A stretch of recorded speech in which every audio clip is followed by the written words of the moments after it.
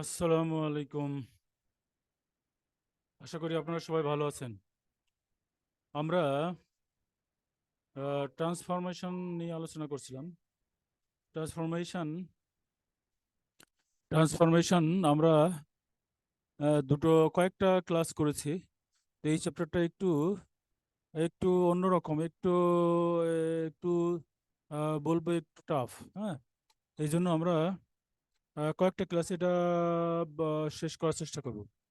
তো এখানে অনেকগুলো ব্যাপার জড়িত আছে। আমি বারবার আপনাদের বলছি যে এখানে কয়েকটা এখানে ট্রান্সফরমেশন করার সময় আমাদের অনেক কিছু করতে হয়, যেমন সেন্টেন্স পরিবর্তন করতে হয়, সিম্পল কমপ্লেক্স কম্পাউন্ড পরিবর্তন করতে হয়। তারপরে হলো অ্যাফার্মেটিভ নেগেটিভ পরিবর্তন করতে হয়। তারপরে হলো degree of comparison, voice change, এই সমস্ত সবগুলো আমাদের পরিবর্তন করতে হয়। এই জন্য আমরা গত ক্লাসে কিন্তু কিভাবে কমপ্লেক্স সেন্টেন্স থেকে বা কম্পাউন্ড সেন্টেন্স থেকে কিভাবে সিম্পল সেন্টেন্স পরিবর্তন করা হয়, এটা কিন্তু আমরা শিখছিলাম। আজ আমরা শিখবো হলো কমপ্লেক্স সেন্টেন্স থেকে কিভাবে সিম্পল সেন্টেন্স পরিবর্তন করা হয়। সবচেয়ে সোজা সেন্টেন্সগুলো আমরা নিয়েছি যেন সবাই বুঝতে পারে। At the beginning of my class, হ্যাঁ, আমি সবচেয়ে সোজা যে এক্সাম্পলগুলো আছে সেইগুলো নিয়ে আলোচনা করব। এখানে আপনাদের যে ব্যাপারটা বুঝতে হবে সেটা হলো সিম্পল, কমপ্লেক্স এবং কম্পাউন্ড সেন্টেন্স কাকে বলে।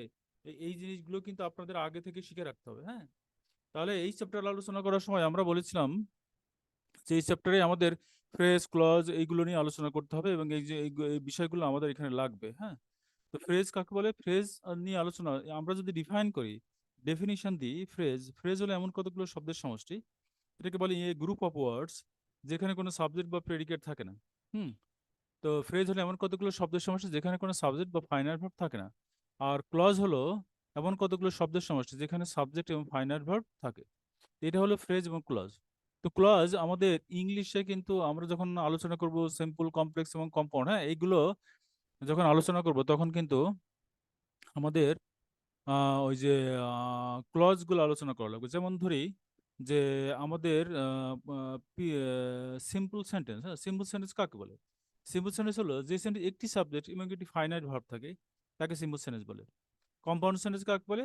কম্পাউন্ড সেন্টেন্স হলো যখন যে সেন্টেন্স একটি প্রিন্সিপাল ক্লজ এবং এক বা একাধিক। ও কম্পাউন্ড সেন্টেন্স হলো যখন একই দুটো প্রিন্সিপাল ক্লজ বা দুইয়ের অধিকও হতে পারে, সেটা হলো যখন আমরা দুটো principal clause and, but, or, nor, so, therefore এগুলো দিয়ে যুক্ত থাকবে, তখন সেটাকে কম্পাউন্ড সেন্টেন্স বলে। যেমন ধর উদাহরণ দিতে পারি যে the boys brilliant but lazy, এরকম যদি হয় তাহলে দুই দিকে দি বয়েজ ব্রিলিয়ান্ট মানে বালকটা মেধাবী, আবার বলা হচ্ছে হি ইজ লেজি। তো হি ইজ কিন্তু লেজি মানে হলো এটা কিন্তু একটা প্রিন্সিপাল ক্লজ ছিল। আবার দি বয়েজ ব্রিলিয়ান্ট এটা একটা প্রিন্সিপাল ক্লজ। দুটো প্রিন্সিপাল ক্লজকে যখন and, but, or, nor, so, therefore এই সমস্ত শব্দ যুক্ত থাকে, তখন সেটাকে কম্পাউন্ড সেন্টেন্স বলে। আর কমপ্লেক্স সেন্টেন্স হলো যে সেন্টেন্স একটি সাবজেক্ট এবং যে সেন্টেন্সে একটি প্রিন্সিপাল ক্লজ এবং এক বা একাধিক সাবঅর্ডিনেট ক্লজ থাকে। আচ্ছা, যে ক্লজ আলোচনা করার সময় আমরা যে বলেছিলাম যে ক্লজ হলো তিন প্রকার, সেটা হলো প্রিন্সিপাল ক্লজ, সাবঅর্ডিনেট ক্লজ এবং কোঅর্ডিনেট ক্লজ। কত প্রকার ক্লজ? ক্লজ হলো তিন প্রকার। সেটা হলো প্রিন্সিপাল ক্লজ, সাবঅর্ডিনেট ক্লজ এবং কোঅর্ডিনেট ক্লজ। হ্যাঁ, এই তিনটা জিনিস নিয়ে আমরা আলোচনা করেছিলাম। তো প্রিন্সিপাল ক্লজ কাকে বলে? যে ক্লজটা স্বাধীনভাবে অর্থ প্রকাশ করতে পারে, সেটা হলো প্রিন্সিপাল ক্লজ। প্রিন্সিপাল ক্লজকে অনেক সময় ইন্ডিপেন্ডেন্ট ক্লজ বলে, মানে ইন্ডিপেন্ডেন্ট ক্লজ বলে। আর হলো সাবঅর্ডিনেট ক্লজ। সাবঅর্ডিনেট ক্লজ হলো সাবঅর্ডিনেট ক্লজকে মানে আবার ডিপেন্ডেন্ট ক্লজ বলে। আর হলো কোঅর্ডিনেট ক্লজ। তাহলে তিন ধরনের ক্লজ, একটা হলো প্রিন্সিপাল ক্লজ বা ইন্ডিপেন্ডেন্ট ক্লজ, সাবঅর্ডিনেট ক্লজ বা ডিপেন্ডেন্ট ক্লজ, আর হলো কোঅর্ডিনেট ক্লজ। তো আগেই জেনেছি যে প্রিন্সিপাল ক্লজ কাকে বলে। প্রিন্সিপাল ক্লজ হলো যে ক্লজটা স্বাধীনভাবে অর্থ প্রকাশ করতে পারে। হ্যাঁ, সেটা হলো সেটা মানে স্বাধীনভাবে অর্থ প্রকাশ করতে পারে অর্থ কি, এটা দ্বারা সেন্টেন্সের অর্থ শেষ হয়ে যায়। হ্যাঁ, এটা হলো আমাদের প্রিন্সিপাল ক্লজ। আর যে ক্লজটা সেন্টেন্সের অর্থটা শেষ করতে পারে না, সেন্টেন্স মানে ইনকমপ্লিট থাকে, সেটা হলো সাবঅর্ডিনেট ক্লজ। আর কোঅর্ডিনেট ক্লজ তো আগেই বলেছি, কোঅর্ডিনেট ক্লজটা হলো যখন দুই দিকে দুটো, আমাদের সেন্টেন্সের দুই পাশে দুটো, বাম সাইড এবং ডান সাইডে দুটো প্রিন্সিপাল ক্লজ থাকবে এবং এটা এটা হলো আমাদের অ্যান্ড বাট, এই ধরনের and but or not so দেওয়ার পর এই ধরনের কনজাংশন দিয়ে যুক্ত থাকবে, তখন সেটাকে আমরা বলবো হলো কোঅর্ডিনেট ক্লজ। এখানে আমরা এই যে ইয়ে কাকে বলে,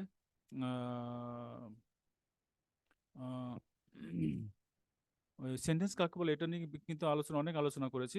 সেটা হলো এখন আমরা বাস্তবে দেখব যে একটা সেন্টেন্সকে আমরা যখন কোনো সেন্টেন্স পরিবর্তন করব, যেমন আজকে আমরা কমপ্লেক্স থেকে সিম্পল সেন্টেন্স কিভাবে পরিবর্তন করা যায় সেটা নিয়ে আলোচনা করব। তো প্রথম উদাহরণ, আমি সবচেয়ে সোজা উদাহরণ আপনাদের বলি যেন সবাই বুঝতে পারে। এখানে বলা হয়েছে 1 নম্বর সেন্টেন্স, আমি এখানে বলা হয়েছে যে since he was brainy he made a good result. তো এখানে বলা হচ্ছে যে সে ব্রেইনি ছিল, মানে মেধাবী ছিল, এই জন্য সে ভালো রেজাল্ট করেছিল। এখন আমাদেরকে সিম্পল সেন্টেন্স করতে হবে। এখন সিন্স হি ওয়াজ ব্রেইনি, এখানে এটা হলো হলো একটা সাবঅর্ডিনেট ক্লজ, আর he made a good result এটা হলো একটা প্রিন্সিপাল ক্লজ।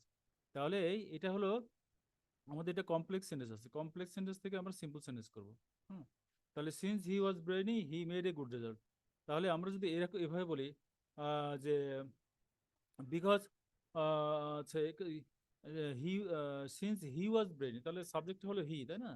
তাহলে বিং ব্রেইনি, এরকম যদি হয় being brainy he made a good result. হ্যাঁ, তাহলে এইভাবে যদি করি তাহলে আমাদের ইয়েটা আরো সোজা হয়ে যায়। হ্যাঁ, হি মেড এ গুড রেজাল্ট, এরকম মানে বিং ব্রেইনি, প্রথমে যদি আমি বিং ব্যবহার করি তাহলে বিং ব্রেইনি মানে ব্রেইনি হওয়ার জন্য being brainy he made a good result, অথবা he made a good result being brainy. হ্যাঁ, বিং ব্রেইনি মানে হলো মেধাবী হওয়ার জন্য। হ্যাঁ, তাহলে আমরা জানি যে কোনো সেন্টেন্স থেকে মানে কোনো কম্পাউন্ড সেন্টেন্স এবং কমপ্লেক্স সেন্টেন্সকে যদি সিম্পল সেন্টেন্স করতে হয় এবং সেই সেন্টেন্সে যদি অ্যাম ইজ আর ওয়াজ আর থাকে তাহলে বিং ব্যবহার করতে হয়। হ্যাঁ, তাহলে আমরা বিং ব্যবহার করলাম।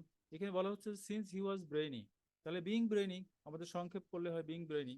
হ্যাঁ, যে নিয়ম অনুসারে। আর পরবর্তী যে সেন্টেন্স আছে সেই সেন্টেন্সে আমার কোনো পরিবর্তন করতে হবে না। হ্যাঁ, তাহলে he made a good result being brainy, অথবা being brainy he made a a good result. আচ্ছা, পরের সেন্টেন্সটা বলেছে আমরা আজকে কমপ্লেক্স থেকে সিম্পল সেন্টেন্স পরিবর্তন করার নিয়মগুলো শিখছি। 2 নম্বর বলেছে I shall pay now for what you have done. এর অর্থ হলো আমি তোমাকে পে করে দিব, তুমি তুমি হোয়াট ইউ হ্যাভ, তুমি যেটা করেছো, যে কাজটা করেছো তার জন্য তোমার যে পারিশ্রমিক সেটা আমি পে করে দিব। তাহলে এখানে বলা হচ্ছে, আবার সেন্টেন্সটা বলি, I shall pay now for what you have done. তার মানে আমরা সংক্ষেপে করলে হয়, আমরা জানি যে ডাব্লিউএস কোশ্চেন থাকলে কমপ্লেক্স সেন্টেন্স হয়। প্রথমে আমাদের প্রথম যখন সিম্পল সেন্টেন্স করবো তখন আমাদের প্রথম কাজ হবে ওই ডাব্লিউএস কোশ্চেনটা উঠিয়ে দেওয়া। হ্যাঁ, আর এখানে সাবজেক্ট আছে দুটো, একটা হলো আই আর একটা হলো ইউ। হ্যাঁ, তাহলে এখানে বলা হচ্ছে I shall pay you now for what you have done. তাহলে I shall pay your payment নাও, এটা করলে কিন্তু আমাদের হয়ে যায়। হোয়াট ইউ হ্যাভ ডান মানে হলো তুমি যেটা করেছো, তো মানে তোমার পেমেন্টটা। এতটুকু, এই যে প্যারাফ্রেজ করলে কিন্তু এটাই হয়। হ্যাঁ, আপনি যত নিয়ম কানুন ধরেন না কেন সেটা কিন্তু ওটা অন্য ব্যাপার, কিন্তু আপনি কমন সেন্স দিয়ে যদি এটা করেন তাহলে আপনি যার যেটা করেছেন মানে কি এটা আপনার পাওনা না। আপনি যেটা করেছেন, আপনি যে কাজটা করেছেন তার মানে আপনি কাজ করার পরে আপনি আমার পারিশ্রমিক চাচ্ছেন বা পাচ্ছেন, তাহলে এটা হলো, এটাকে বলে পেমেন্ট, তাই না? তাহলে এখানে বলা হচ্ছে I shall pay now your payment, এটা এই যে for what you have done এর অর্থ হলো পেমেন্ট। এটাকে সংক্ষিপ্ত প্যারাফ্রেজ করলে হয় ইওর পেমেন্ট। হ্যাঁ, তাহলে I shall pay now your payment, মানে এখনই আমি তোমার পেমেন্টটা করে দিব। আমাদের সেন্টেন্স ছিল I shall pay now for what you have done. এটাকে আমরা যদি সংক্ষেপ করি তাহলে সিম্পল সেন্টেন্স করি তাহলে I shall pay now your payment, আমি তোমার একটা পেমেন্টটা তোমাকে আমি দিয়ে দিব।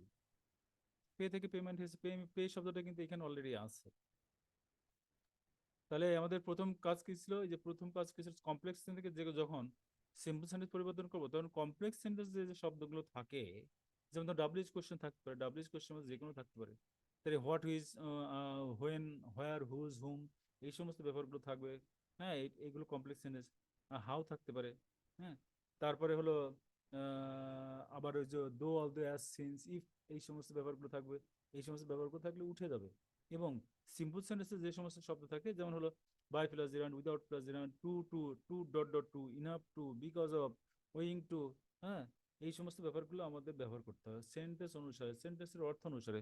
আমাকে ওই আহ, আন্দাজে মানে প্রথমে আমরা এগুলো না দেখে সেন্টেন্স অনুসারে কোন সেন্টেন্স থাকলে কি হয় সেটা আপনাকে আগে দেখতে হবে, তারপরে আপনাকে করতে হবে। এবং অনেকটা আন্দাজ মানে উপরে নির্ভর করলে হবে না, কারণটা হলো এক একটা সেন্টেন্স কিন্তু এক এক ধরনের, হ্যাঁ, এবং কোন সেন্টেন্সে কি থাকলে কি হবে এটা কিন্তু সেন্টেন্স দেখে আপনাকে বুঝতে হবে। যারা বুঝতে পারেন না বা বই দেখতে গেলে সমস্যা হয়, বই বই অনেক নিয়ম কানুন থাকে। তো সেটা হলো সেই সমস্যা থেকে দূর মানে সেই সমস্যা থেকে মুক্ত হওয়ার জন্য আমাদের হলো এই লেকচারগুলো আপনারা দেখতে পারেন। আর হলো যে আমরা সংক্ষিপ্ত উপায়ে সহজ উপায়ে বলার চেষ্টা করি, হ্যাঁ, যাতে সবাই বুঝতে পারে। আমাদের কাজই হলো আসলে কোনো কিছু সহজ করা। একজন টিচারের কাজটা আসলে সহজ করে দেওয়া, হ্যাঁ, ফ্যাসিলিটেটর যাকে বলে। তো যাই হোক, আমি নেক্সট যে উদাহরণ লিখেছি আপনাদের বললাম সেটা হলো যে হি woke up when it was raining. এখানে হোয়েন আছে, আমরা জানি যে যখন হোয়েন থাকবে তখন সেটা কমপ্লেক্স সেন্টেন্স, এবং কমপ্লেক্স সেন্টেন্স থেকে সিম্পল করার যে নিয়মটা সেটা হলো কমপ্লেক্স সেন্টেন্সের শব্দগুলো থাকবে যে ডাব্লিউ ইজ কোশ্চেন, তারপরে অ্যাজ ইফ, তারপরে অ্যাজ, সিন্স, ইয়াস, দো, অলদো, ইফ, এই সমস্ত শব্দ থাকলে প্রথমে উঠিয়ে দিতে হবে। তার মানে আমাদের সেন্টেন্স ছিল he woke up when it was raining, হোয়েনটা আমাদের বাদ যাবে, তাই না? তাহলে হোয়েন হলো যখন আমরা, হোয়েন মানে যখন, এটা সময়কে নির্দেশ করার জন্য ব্যবহৃত হয়। তো হোয়েন যখন ব্যবহৃত হবে তখন তখন যদি সেটাকে সিম্পল সেন্টেন্স করি তাহলে আমরা ব্যবহার করি at the time of. When সমান অ্যাট দ্য টাইম অফ, হ্যাঁ। তাহলে আমরা কি করতে পারি, হি woke up when it was raining, এর অর্থ হলো হি woke up at the time of raining. He woke up at the time of raining মানে সে রেনিং এর সময়, যখন বৃষ্টি হচ্ছিল তখন সে উঠে পড়লো। হি woke up at the time of raining, যখন বৃষ্টি হচ্ছিল তখন সে উঠে পড়লো। তার মানে আমরা হোয়েনটা বাদ দিয়ে দিলাম, আর হলো বাক্যে যেভাবে ছিল ওইভাবে আমরা রেখেছি। আর হলো আমরা করেছি যে হি ওক আপ হোয়েনের পরিবর্তে at the time of raining, ওই যে ইট ওয়াজ পরে, ইট ওয়াজ এটা সাবজেক্ট এবং অক্সিলারি ভার্বটা বাদ যাবে। হুম, যখন আমরা সিম্পল সেন্টেন্স করব তখন হোয়েনের পরে যে ইয়েতে থাকবে, যে সাবজেক্টটা থাকবে, আবার অক্সিলারি ভার্বটা থাকবে, সেগুলো উঠে যাবে, হ্যাঁ। আর হলো এখানে আছে পাস্ট টেন্স, তাহলে ওখানে ওয়াজ ছিল, তো আমরা এখানে ওক আপ, তো ওয়েকে এর পাস্ট টেন্স ওক, এটা পাস্ট টেন্স করলাম। আর হলো ওখানে শুধু ভার্বের সঙ্গে আইন যোগ, ওখানে ভার্বের সঙ্গে আইনজি যোগ অলরেডি ওখানে আছে। তাহলে হলো হি woke up at the time of raining, এভাবে আমরা করতে পারি। আচ্ছা, পরে দেখি, পরে আছে হলো I have no money that I can spare, হ্যাঁ। এখানে বলেছে দ্যাট কিন্তু আমাদের relative pronoun, relative pronoun which এবং দ্যাট। তো এখানে যখন আমরা সিম্পল সেন্টেন্স করবো তখন ওই দ্যাট তারপরে যে সাবজেক্ট, সাবজেক্ট কিন্তু একই, মানে এখানে দ্যাটের আগে এবং পরে দুটো যে সাবজেক্ট আছে দুটো সাবজেক্ট কিন্তু একই, মানে আই। তাহলে পরবর্তীতে আই এবং পরে যে যে অক্সিলারি ভার্বটা আছে সেই অক্সিলারি ভার্বটা আমাদের ব্যবহার করার দরকার হবে না। তাহলে আমরা দেখি এখানে I have no money that I can spare, তাহলে মানির পরিবর্তে কিন্তু দ্যাট ব্যবহার করা হয়েছে, তাই না? তাহলে আই হ্যাভ নো মানি, এখন আমরা দ্যাট তো বাদ দিব, কারণটা হলো দ্যাট হল বসে কমপ্লেক্স এনেছে। তাহলে দ্যাট আই ক্যান, আইটা একবার ব্যবহার করেছে, দ্যাট আই বাদ গেল। আর হলো আমরা ওই যে ক্যান স্পেয়ার এর পরিবর্তে আমরা এর আগে টু ব্যবহার করলে আমাদের উত্তরটা হয়ে যাচ্ছে, যেমন I have no money to spare, I have no money to spare, spare মানে খরচ করা, ও, মানে ইয়ে আহ, খরচ করার জন্য আমার আর কোনো টাকা নেই, I have no money to spare মানে খরচ করার জন্য আর কোনো টাকা নেই। তাহলে আমরা এখানে প্রথমে বাক্যের প্রথম ব্যবহার করলাম আই হ্যাভ নো মানি, যেটা যে সেন্টেন্সে যেটা ছিল সেটাই। আর হুইচ দ্যাট থাকলে সেটা উঠে যাবে, কারণ এটা হলো কমপ্লেক্স সেন্টেন্সের একটা ওয়ার্ড। আর আমরা করছি সিম্পল, তাহলে হুইচ দ্যাট উঠে যাবে, তাহলে দ্যাট উঠিয়ে দিলাম। তাহলে উত্তর হলো কি I have no money to spare, ওই যে দ্যাট আই ক্যান, এই সমস্ত কথা বলেছি, এই সমস্ত কথা বাদ যাবে, কারণটা হলো দ্যাট বাদ যাবে, হলো এটা হলো কমপ্লেক্স সেন্টেন্স, আমরা করতে হবে সিম্পল। আর কোনো অক্সিলারি ভার্ব থাকলে সেটা উঠে যাবে, আর যদি সাবজেক্ট যদি ভিন্ন থাকে তাহলে আমাদের ব্যবহার করতে হবে, কিন্তু এখানে সাবজেক্ট হলো একটাই, মানে আই। আচ্ছা, পরে বলছে তাহলে আমাদের কি ফাইনালি কি হলো, I have no money to spare, এভাবে আমরা করতে পারি। পরের সেন্টেন্স দেখি, পরের সেন্টেন্স বলেছে if you read more you will know more, বলছে তুমি যদি অনেক লেখাপড়া করো, তাহলে তুমি অনেক কিছু জানতে পারবে। এখানে আমাদের বলতে এখানে আছে হলো সিম্পল সেন্টেন্স। তাহলে আবার এখানে পজিটিভ সেন্টেন্স আছে, পজিটিভ মানে হলো যে ইফ ইউ রিড নাও, একটা কন্ডিশন আছে, কন্ডিশনের জন্য আমরা বাই প্লাস জিরান যদি ব্যবহার করি তাহলে আমাদের জন্য সোজা হবে। তাহলে ইফ ইউ রিড, আর পজিটিভ মানে affirmative sentence, if you read more you will know more, তার মানে হলো reading more you will know more, অথবা by reading more you will know more. হ্যাঁ, যখন ইফ থাকে তখন ইফ যুক্ত কোনো কমপ্লেক্স সেন্টেন্সকে যখন সিম্পল সেন্টেন্স করব, তখন ভার্বের যে প্রথম যে ভার্বটা, প্রথম অংশ যে ভার্বটা আছে তার সঙ্গে আইন যুক্ত করে দিব। আর এখানে সাবজেক্ট আছে একই, এই জন্য আমাদের আমাদের কোনো বিশেষ কোনো চিন্তা ভাবনা করা লাগবে না, কারণ সাবজেক্ট দুই পাশে একই রকম আছে। তো আমাদের উত্তরটা কি হলো? If you read more you will know more, মানে reading more you will know more, অথবা by reading more you will know more, অথবা you will know more by reading more, অথবা you will know more reading more. হ্যাঁ, এইভাবে সেন্টেন্সটা করা যাবে। কারণটা হলো আমরা ওই যে যে ইফটা বাদ দিলাম, ইফটা হলো কমপ্লেক্স সেন্টেন্সে বসে, এই জন্য আমরা ইফটা বাদ দিলাম, তাই না? আর ইফ যখন ইফ যুক্ত কোনো কম্পাউন্ড সেন্টেন্সকে সিম্পল সেন্টেন্স করতে হলে প্রথম যে ভার্বটা আছে সে ভার্বটার আগে, ভার্বের আগে আমাদের ইয়ে ব্যবহার করতে হবে, ভার্বের আগে বাই ব্যবহার করতে হবে। শুধু আইন যুক্ত করলে কিন্তু উত্তরটা হয়ে যাবে। হ্যাঁ, মানে reading more you will know more, অথবা by reading more you will, by বললে অনেকে বুঝতে পারে যে আমরা নিয়মের সময় বলি যে বাই প্লাস জিরান, জিরান মানে হলো ভার্বের সঙ্গে আইন যোগ করতে হবে, তাহলে by reading more you will know more. আচ্ছা, পরে দেখছি যে পরে সেন্টেন্সটা হলো a man who is drowning catches at a straw.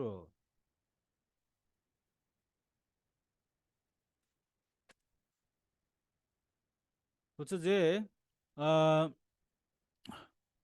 যে মানুষটা ডুবে যাচ্ছে, the man who is drowning catches at a straw, মানে কোনো সামান্য কোনো খড়কুটো পেলে সে ধরে রাখার চেষ্টা করে। হ্যাঁ, তাহলে বলছে যে এ ম্যান হু ইজ ড্রাউনিং, যে মানুষটা ডুবে যাচ্ছে। এই যে দেখেন, আমি বারবার আপনাদের বলি যে এখানে বিশেষ নিয়ম কানুন দরকার আছে, কিন্তু আমি আমি যদি আর একটু কমন সেন্স ব্যবহার করি তাহলে এটা আমার জন্য আরো সোজা হয়ে যাবে। A man who is drowning মানে হলো a drowning man. A man who is, a the boy who is playing মানে এ দা প্লেইং বয়, মানে যে বালকটা খেলা করছে। হ্যাঁ, the girl who is singing মানে দা সিঙ্গিং গার্ল, যে মেয়েটা গান করছে। এভাবে এভাবে কিন্তু আমরা ছোট করে ব্যবহার, প্যারাফ্রেজ করে কিন্তু আমরা এটা সমস্যার সমাধান করতে পারি। এখানে বলেছে হুটা তো বাদ যাবে, কারণ হুটা হলো কমপ্লেক্স সেন্টেন্স, হু ইজ বাদ যাবে, a man who is drowning, তার মানে হুটা বাদ দিলাম। তাহলে আমাদের হলো এই ম্যান থাকলো আর হলো ড্রাউনিং হলো, এটা থাকলো, তাই না? তাহলে এই ড্রাউনিং ম্যান, ম্যানটা কেমন ছিল? ড্রাউনিং ম্যান, যে মানুষটা ডুবে যাচ্ছিল। হ্যাঁ, আর ড্রাউনিং ম্যান মানে a drowning man catches at a straw, মানে হলো যে মানুষটা ডুবে যাচ্ছে সে খড়কুটো ধরে বাঁচার চেষ্টা করে। এ man who is drowning catches at a straw, straw মানে খড়কুটো। হ্যাঁ, এ man who, a man, A drowning man, হ্যাঁ, ক্যাসেস অ্যাট এ স্ট্র, মানে এভাবে আমরা এটা এটা এটা বুঝলে কিন্তু আপনাদের এই যে অনেক সমস্যার সমাধান হয়ে যাবে। হ্যাঁ, তাহলে আচ্ছা, আমি আরেকটা ইয়ে করবো, he was the only man, পরের সেন্টেন্স হলো he was the only man that was alive. তাহলে আমরা বলছে যে দ্যাট ওয়াজ, এটা তো বাদ যাবে কারণ এটা হলো কমপ্লেক্স সেন্টেন্সের অংশ। হ্যাঁ, আমাদের করতে হবে সিম্পল। তাহলে he was the only man alive, এতটুকু করলে কিন্তু আমার উত্তরটা হয়ে যাবে। দ্যাট বাদ যাবে, ওয়াজ বাদ যাবে, মানে ওই যে যে সেন্টেন্স ইয়ে বসে, কমপ্লেক্স সেন্টেন্সে বসে দ্যাট এবং ওয়াজ, হ্যাঁ, এই জিনিসটা বাদ যাবে। তাহলে আমাদের কি হলো? He was the only man alive, এতটুকু করলে আমার উত্তরটা হয়ে যাবে। তো আজকে অনেক কিছু নিয়ে আলোচনা করলাম, নেক্সট ক্লাসে আরো আলোচনা করব।